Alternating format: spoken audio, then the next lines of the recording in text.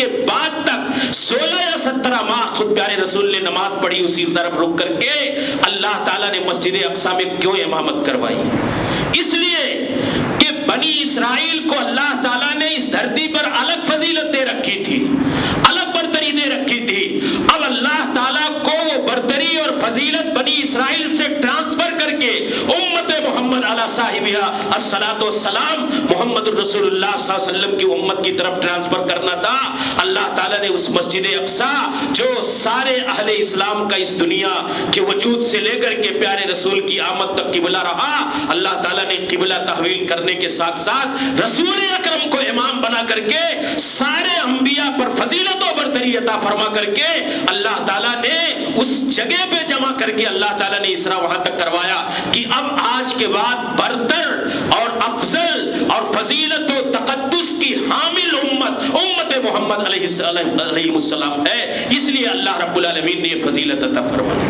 اور یہاں اللہ رب العالمین نے بلا کر کے یہ امامت پیارے رسول کی سارے نبیوں کی موجودگی میں کہ اب افضل ہے تو محمد الرسول اللہ، اب افضل ہے تو محمد الرسول اللہ کی امت، یہ بنی اسرائیل کی فضیلت و برتری اب ان سے منتقل کر کے امت محمد کی طرف دیا جا رہا ہے. یہ اللہ رب العالمین کا پیغام تھا.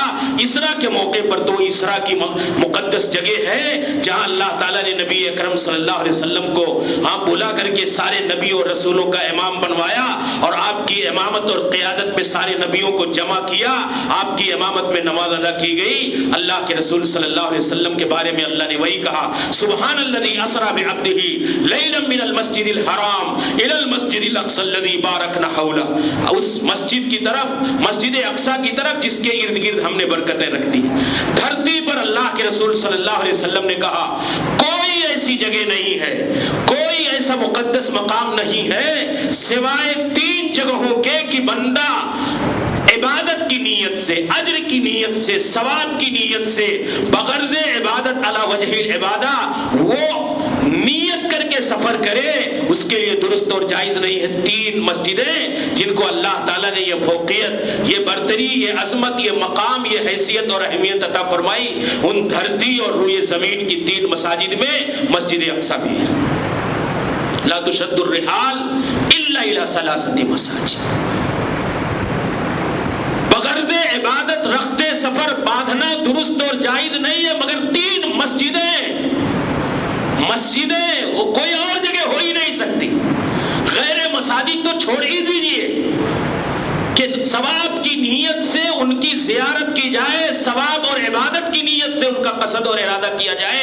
یہ دھرتی پر کوئی اور مسجد نہیں ہے.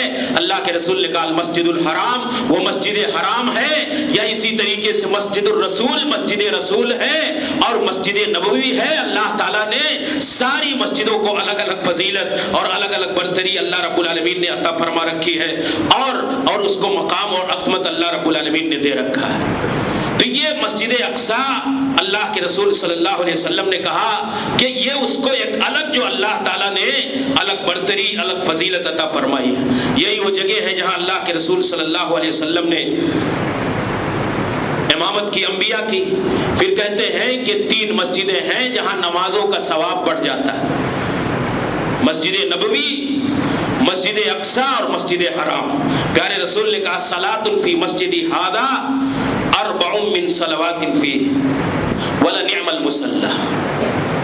روایتوں میں آیا، علماء نے اختلاف کیا ہے، الگ الگ روایتیں آئی ہیں. علامہ البانی رحمۃ اللہ علیہ نے جو صحیح بات کہا، عموماً ہمارے ہاں جو مشہور ہے کہ 500 نمازوں کے برابر ثواب ملتا ہے. مسجد نبوی میں 1000 کے برابر اور مسجد حرام میں 1,00,000 کے برابر. اللہ کے رسول کی حدیث، اللہ کے رسول صلی اللہ علیہ وسلم نے کہا صلاۃ فی مسجدی ھذا، مسجد نبوی کی 1 نماز مسجد اقصی کی 4 نمازوں کے برابر. اسی لیے بعض علماء نے کہا کہ 250 گنا نماز کا ثواب ملتا ہے. اور اسی روایت کو علامہ البانی رحمۃ اللہ علیہ نے، بعض لوگوں نے 500 والی بیہقی کی روایت کو بھی صحیح کہا. بہرحال وہ کوئی موضوع کا بحث نہیں ہے. ولا نعم المصلی. پیارے رسول نے کہا یہ بھی بہت بہترین جائے نماز ہے، بہت بہترین مصلی ہے مسجد اقصی. پھر اللہ کے رسول نے ایک پیش گوئی کی تھی، کہا ولا یوشکن الا یکون للرجل مثل شطن فرسه من الارض حيث يرى منه بيت المقدس خير له من الدنیا وما فیہا، کہ ایک وقت ایسا آئے گا جب آدمی کی چاہت ہوگی کہ ایک گھوڑے کے پاؤں رکھنے کی جو جگہ ہوتی ہے اتنی جگہ اسے مل جائے اور اس جگہ پہ کھڑے ہو کر کے وہ مسجد اقصی کا معائنہ کر لے، اس کا دیدار کر لے، اس کی زیارت کر لے، اسے دیکھ لے کھڑے ہو کر کے، جہاں سے مسجد اقصی کو ایک وقت آئے گا کہ جب لوگ اس کی تمنا کریں گے اور اس جگہ کی حیثیت اس کے نزدیک جہاں سے وہ مسلمان کھڑے ہو کر کے مسجد اقصی کا دیدار کرے، دنیا وما فیہا سے زیادہ اہم ہوگا۔ یہ پیارے رسول صلی اللہ علیہ وسلم نے پیش گوئی دی تھی۔ پیارے رسول صلی اللہ علیہ وسلم کی پیش گوئیاں ثابت ہوتی ہیں اور ہماری نگاہوں کے سامنے ہے کہ آج مسلمانوں کے لیے اس مسجد اقصی کی عظمت اور اس میں عبادت اور اس کی زیارت کتنی مشکل ترین چیز ہے۔ پیارے رسول نے کہا کہ ایک زمانہ آئے گا کہ ایک آدمی تھوڑی سی جگہ پر کھڑے ہو کر کے بیت المقدس کا دیکھنا اس کے لیے پوری دنیا کی پراپرٹی اور سرمایے سے زیادہ بہتر ہوگا۔ اس لیے میرے بھائیوں، یہ ہمارے لیے، ہمارے اور سارے اہل ایمان کے لیے دینی اور ایمانی اور روحانی مرکز ہے۔ پیارے رسول صلی اللہ علیہ وسلم نے کہا کہ دجال جن جگہوں پر اس کا داخلہ نہیں ہوگا اسی میں سے مسجد اقصی بھی ہے۔ تو یہ مسجد اقصی بڑی قدیم عبادت گاہ انسانی آبادی کے لیے، اہل اسلام کے لیے اللہ تعالیٰ نے اسے مختلف فضیلتوں سے، مختلف مقامات سے عطا فرمایا۔ ذکر کرنے کا مقصد یہ ہے کہ ہم اس کی عظمت کو سمجھیں۔ تاریخ کے الگ الگ ادوار آئے، حضرت امیر المومنین عمر بن خطاب رضی اللہ تعالیٰ عنہ کے زمانے میں فتح ہوا، کئی سو سالوں تک مسلمانوں کے زیر اقتدار رہا، پھر عیسائیوں نے صلیبی جنگ کے ذریعے سے اپنے اقتدار میں لیا، پھر اللہ تعالیٰ نے سلطان صلاح الدین ایوبی کو پیدا کیا، انہوں نے اس کو آزاد کرایا۔ پوری ایک تاریخ ہے اور یہ تسلسل اس کے ساتھ اسلام دشمن طاقتوں کی وہ ذکر کرنے کا موقع نہیں ہے کہ میں تاریخ کے حوالے سے پوری تفصیل میں جاؤں۔ ذکر کرنے کا مقصد یہ ہے میرے بھائیوں کہ اس دھرتی اور کائنات ارضی اور روئے زمین کا ایک ممتاز مقام، ایک مقدس جگہ مسلمانوں کا روحانی اور دینی مرکز ہے، اس سے محبت ہماری ذمہ داری ہے۔ اور اس کے ارد گرد بسنے والے ہمارے مسلمان بھائی جس ظلم و جبر کا شکار ہیں، جس سفاکیت کا اور ظالمانہ سسٹم کا شکار ہیں، اور وہ اپنی آل و اولاد کی قربانیاں دے کر کے اللہ کے اس گھر، مقدس گھر، تاریخی گھر اور مسلمانوں کے قبلہ اول کے تحفظ کے لیے قربانیاں دینے کے لیے تیار ہیں، نسل در نسل۔ ایسی حالات میں ہماری ذمہ داری ہے۔ پیارے رسول صلی اللہ علیہ وسلم نے کہا تھا کہ ہمیں درد ہونا چاہیے، ہمیں احساس کرنا چاہیے ان کے اس دکھ کو، جن کے لیے پانی بند کر دیا جائے، جن کے لیے کھانے اور پینے کی چیزیں بند کر دی جائیں، جن معصوم بچوں پر رات اور دن کی روشنی میں، رات کی تاریکی میں بمباریاں کی جائیں، جو معصوم اپنی جانوں کے حوالے سے بے مطمئن ہو۔ ایسی صورتحال میں پیارے رسول نے کہا تھا کہ اہل اسلام کا، اہل اسلام سے تعلق یہ ہے آپسی مودت میں، آپسی محبت میں، آپسی اخوت و بھائی چارگی میں، مثل المؤمنین فی توادہم وتراحمہم وتعاطفہم کمثل الجسد اذا اشتکى منہ عضو تداعى له سائر الجسد بالہم والسہر۔ دھرتی پر بسنے والے سارے اہل اسلام مسلمان بھائی ایک جسم کے مانند ہیں۔ جسم کے ایک ٹکڑے کو اگر تکلیف پہنچے، کوئی پریشانی اور اذیت کا احساس ہو تو پورا کا پورا بدن اس کو محسوس کرتا ہے، پورا کا پورا بدن اس کی تکلیف اور اذیت کا احساس اپنے اندر فیلنگ پیدا کرتا ہے۔ تو ایسے حالات میں ہمارے لیے ذمہ داری یہ ہے کہ ہم ان کے درد کو، ان کی تکلیفوں کو، ان کے ساتھ ہونے والے مظالم کو اور ان کے ساتھ شفقانہ برتاؤ کی ان اذیتوں اور مشقتوں کو محسوس کریں۔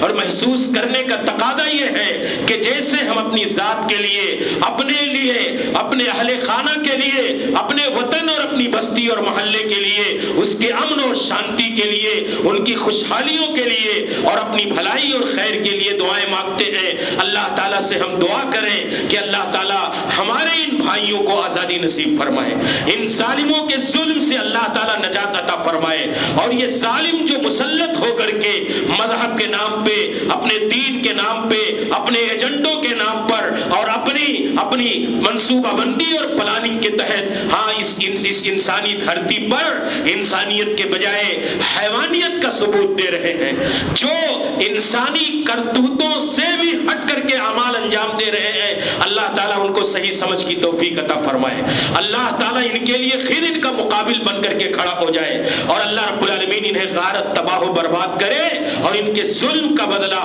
ان کی سفاکیت کا بدلہ، ان کے اس ظالمانہ برتاؤ اور رویے کا بدلہ اللہ تعالیٰ اس دھرتی پر انہیں عطا فرمائے۔ ان کو اللہ تعالیٰ پوری دنیا انسانیت اور اس دھرتی اور عالم ارضی کے لیے اللہ تعالیٰ جو ظالم کو بدلے دیتا ہے، ظالموں کی تباہی کی داستانیں ہیں، اللہ تعالیٰ انہیں سب کے لیے مثال اور نمونہ بنا دے۔ اللہ تعالیٰ ہمارے بھائیوں کی مدد فرمائے، اللہ تعالیٰ ان دشمنوں کو اللہ رب العالمین غارت فرمائے، اللہ رب العالمین ہمارے بھائیوں کی، اسلام کی اور اہل اسلام کی مدد فرمائے، اللہ تعالیٰ ان دشمنوں کے صفوں میں اختلاف پیدا فرمائے، ہمارے اپنے مسلمان بھائیوں کے صفوں میں اللہ تعالیٰ اتحاد پیدا فرمائے، اللہ تعالیٰ انہیں اپنے عذاب سے، اپنی گرفت سے دوچار فرمائے، اور ہمارے ان مظلوم بھائیوں کو، معصوموں کو، ہماری ماں اور بہنوں کو اللہ تعالیٰ حوصلہ اور ہمت عطا فرمائے، اپنے دین، ایمان، عقیدے اور اپنی شریعت کے تحفظ کے ساتھ اللہ کے اس گھر کی حفاظت کے لیے، قبلے مسلمانوں کے قبلے اول کے تحفظ کے لیے ہر طرح کی قربانیوں دینے کا حوصلہ عطا فرمائے۔ اللہ ہم سب کو اپنے دین پر باقی قائم اور دائم رکھے۔ اللہ تعالی ہمارے مسلمان بھائیوں کی بالخصوص فلسطین میں اور پوری دنیا میں جہاں کہیں ہمارے مسلمان بھائی مظلوم ہیں، مقہور ہیں، اللہ تو اسلام اور اہل اسلام کی مدد فرما۔ اللہ ہمارے مسلمان بھائیوں کو عزت و سرخروئی کے ساتھ، سربلندی کے ساتھ اس دنیا میں جینے کی توفیق عطا فرما۔ اللہ ہم سب کو اپنے اس وطن عزیز ملک ہندوستان کے اندر اپنے دین، اپنی شریعت اور اپنے دین پر عمل اور دعوت کی آزادی کے ساتھ جینے کی، رہنے کی توفیق عطا فرما۔ اللہ رب العالمین ہمیں بخش دے، ہمارے والدین کو بخش دے، اور تمام اہل ایمان کو بخش دے۔ یا اللہ خاتمہ ہو تو اسلام پر ہو، موت آئے تو توحید اور ایمان پر آئے۔